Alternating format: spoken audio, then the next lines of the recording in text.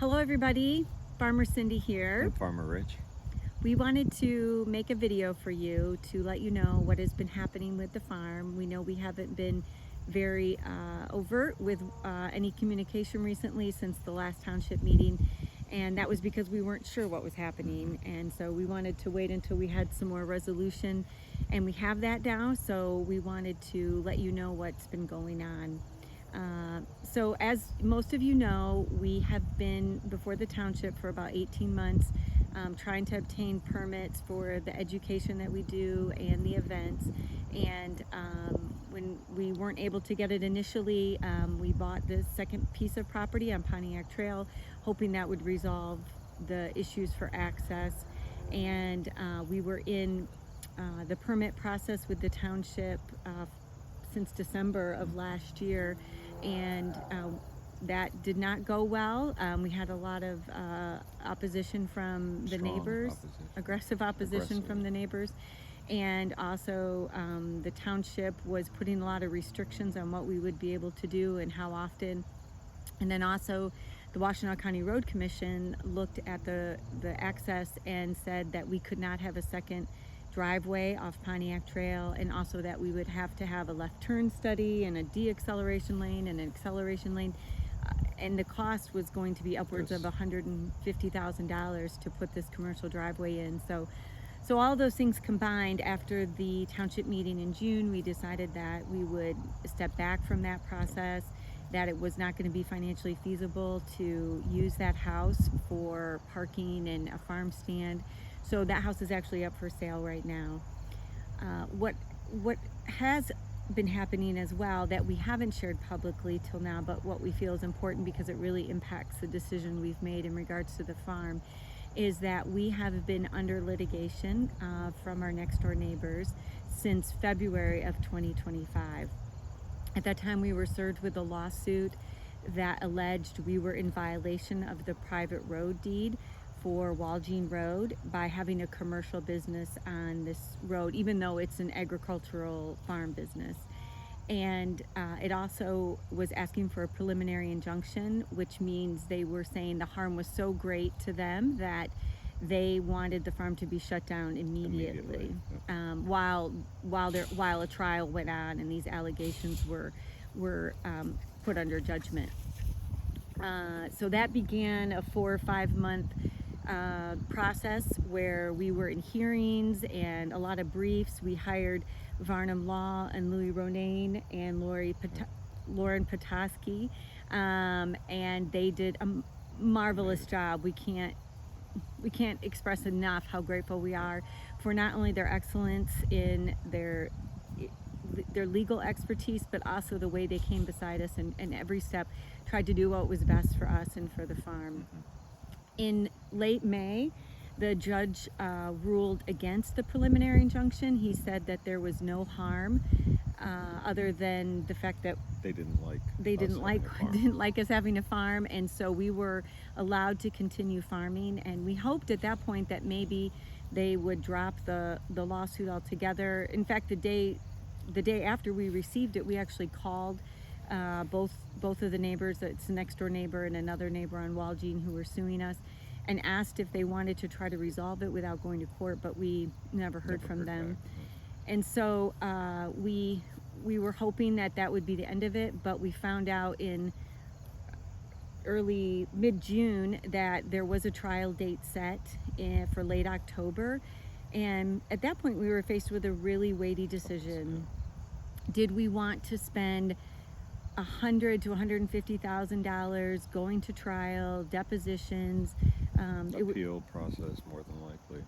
It would be the trial, it would be appeal, it would be 2 to 3 years, and at the end of that, because we didn't have the other property, we were going to still be on a private road, which we know will always have limited access. We always want to respect that, and also that happened in conjunction with us, with the farm growing and it becoming what we weren't sure what it was going to become when we first started. We started it in 2019, and then the pandemic hit, and it wasn't until 2022 that we actually opened it up for education and programs and farm to table dinners, and we were pretty overwhelmed by the surge of customers. I mean, happily, The response was beyond anything we had projected or anticipated, thought would be, yeah. So we were realizing too, okay, um, where do we want the farm to go? And even if we won or prevailed in the trial, we would still be on a private road. And what we've come to really see and understand is that for us, having people on the farm is very important. And so we spent a lot of time in prayer and talking and getting counsel, and at the end of that we decided that the best decision for us was to offer a settlement. And our offer was that we would either move the farm or stop all on-farm sales by the end of 2026. And we worked with the plaintiffs, the neighbors, and we were able to come to an agreement on that. And so that's where it stands now. So that means no trial.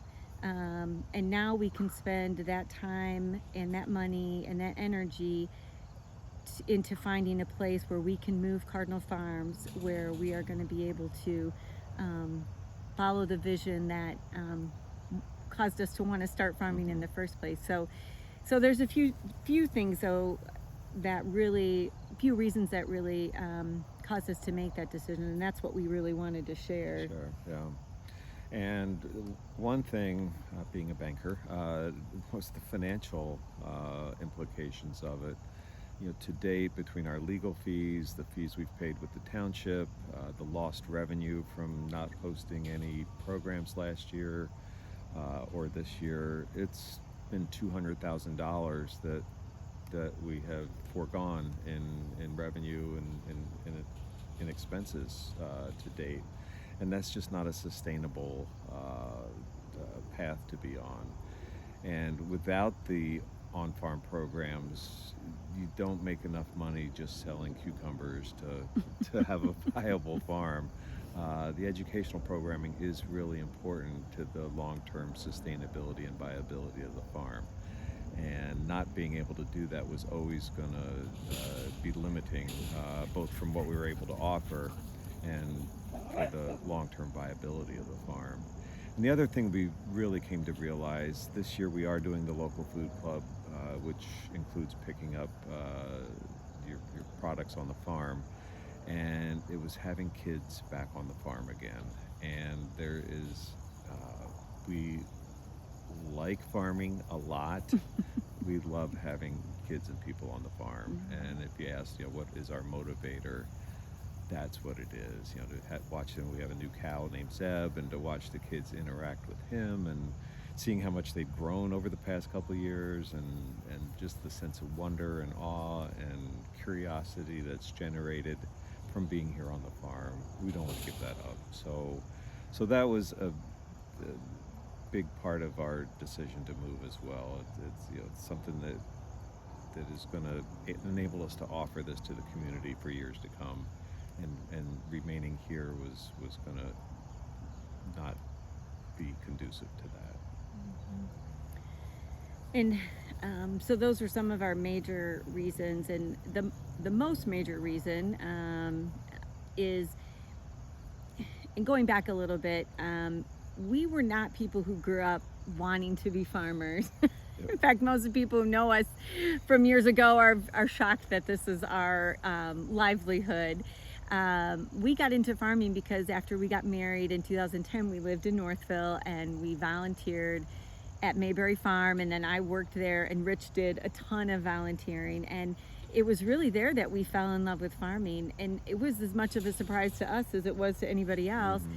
And we really believe it's because God is the one who led us there. Like, he led us into something that resonated with us that we didn't even know we would love.